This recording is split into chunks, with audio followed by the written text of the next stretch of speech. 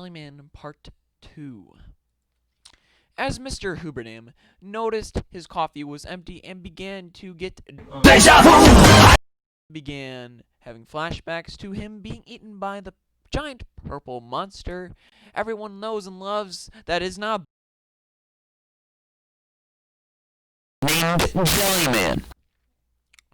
Oh no, God, why? No, God! No, God, please, no! No! No!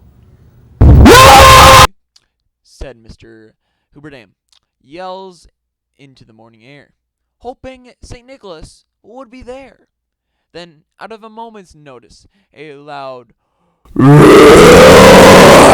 sound could be heard in the distance. Oh my God! He screamed. A giant teddy bear is attacking the city. We are all doomed.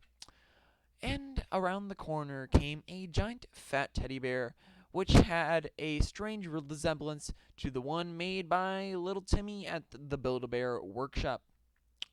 Ah, yes, how could we forget about little Timmy? You see, little Timmy is a spoiled, good-for-nothing piece of garbage who went around the town causing mischief. His latest creation was this formula that could turn anyone into a blobfish, so he decided to threaten the world by changing the North Korean leader, Little Kimmy, to the Jimmy, to the Jung, to the Un. Believed him, so he somehow gets into North Korea without fat Little Kimmy striking him down. So little Timmy zaps him with the Blobfishatron 42069, and it changes absolutely nothing, since Mr. Un was already a blobfish. Anyway, even though Mr. KJ and U is an evil dictator, he does not deserve the public humiliation to be recognized as a blobfish from the ruthless Timmy. As Mr. Hoon has done plenty of good for the world, such as, the one thing and the stuff. He's done great things, And anyway, let's get back to the story. So the evil bear, which is most positively little Timmy's doing, continues to rampage on the city by hugging everyone and turning them into Care Bears. Something needs to be done, otherwise there will be too much love, kindness, and care in the world. So Mr. Huberdam acts. He opens the suitcase, grabs the Jellifier, smack! I will take that, says the illustrious Arnold Schwarzenegger as he knocks out Mr. Huberdam, which brings him to have a great affection for the lovely cement below. Arnold immediately consumes the Jellifier, and Jellyman comes out of nowhere and eats him whole. Jellyman looks at the evil giant Care Bear, hugging everyone and everything, and realizes something must be done to bring down this giant. Jellyman lifts his middlemost finger to provoke the Care Bear, and suddenly it gets angry. Very, very angry. And so Jellyman threw the most sacred item of all existence at the not-so-caring bear. Oh my God! It's a giant mcrib! Cried one of the civilians below. As the mcrib traveled blissfully through the air, a red fat man in the sleigh of horse-looking animals came and yoinked the mcrib out of the air and said, Ho, ho, ho! Merry Ribmas for me tonight!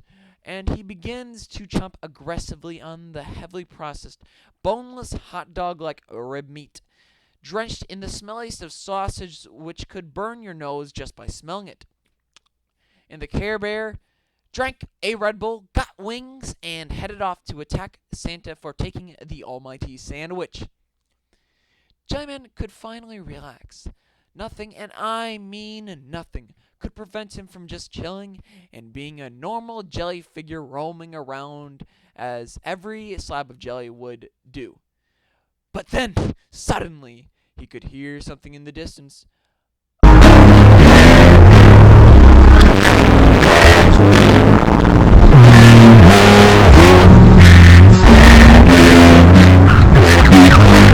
Jellyman could only imagine the awful thing coming from this direction. None other than Barney the purple dinosaur. Hiya, friends, says the giant purple dinosaur. So Jellyman does the logical thing and takes his mighty shape-shifting powers to turn himself into a drill and begins to drill through the earth. So the mighty purple thing began to drill through the asphalt and into the brown, soft dirt.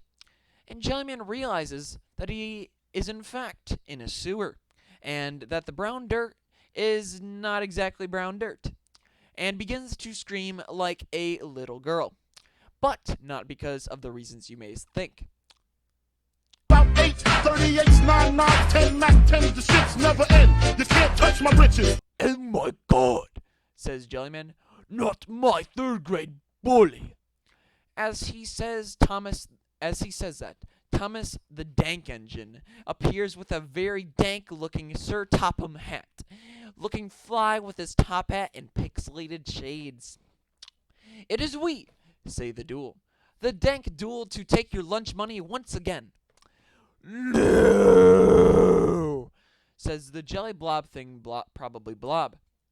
At the moment, Jellyman has felt defeated by his old third-grade bully, but out of nowhere, the troublesome trucks, looking even danker than the dank duel, comes out. "Ah, yes, Thomas the Dank Engine, we meet again," said one of the trucks. "You better get out of here before I begin to flex my fake Gucci on ya," said one of the others out of the group. Immediately knowing the magnitude of the situation, the dank duel decided to get out of there as fast as they could. "That was a close one," said Jellyman. "They could have 360 no-scoped me with a sniper," says Jellyman, with a sigh of relief, and then continues to drill, this time through the earth and not the sewer. After a few minutes of drilling, he drills into a cavity and sees magma and lava all around him. And across the cavity, he sees the notorious Heat Miser. As Heat Miser sees Jellyman, he begins with, Green Christmas, I'm Mr. Sun. I'm Mr. Heat Blister. I'm Mr. 101. They call me Heat Miser. Whatever I touch starts to melt in my clutch. I'm too much, said the almighty Heat Miser as a greeting to the purple blob. "I don't have time for this," said Jellyman. Then, with a blink of an eye, Jellyman throws a brand new KFC gaming console at the Heat Miser and disintegrates it with ray tracing at 240 FPS. Because of the quick takedown of the hot foe, Jellyman continues to drill until he reaches the other side of the earth. As he reaches the surface, he immediately notices something with a very interesting accent.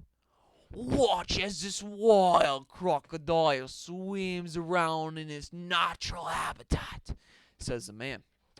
The man, who is obviously Steve Irwin, looks at Jellyman and says, "Crikey, that's a real Jellyman. I have studied about them for years, but never actually seen one in the wild," said Mr. Irwin. "I am no measly animal to be studied," Jellyman says to Steve Irwin. Jellyman waddles up to him, takes a baby penguin out of his pocket, and slaps Mr. Irwin with the tiny beast, and makes a loud crack sound, such as the sound that you would hear from a whip.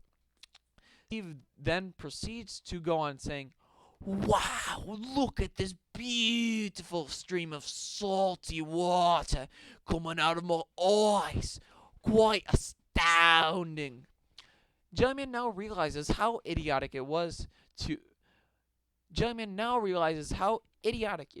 continue with this weird Australian, and decides to go over to the conveniently close resort to check in for a room.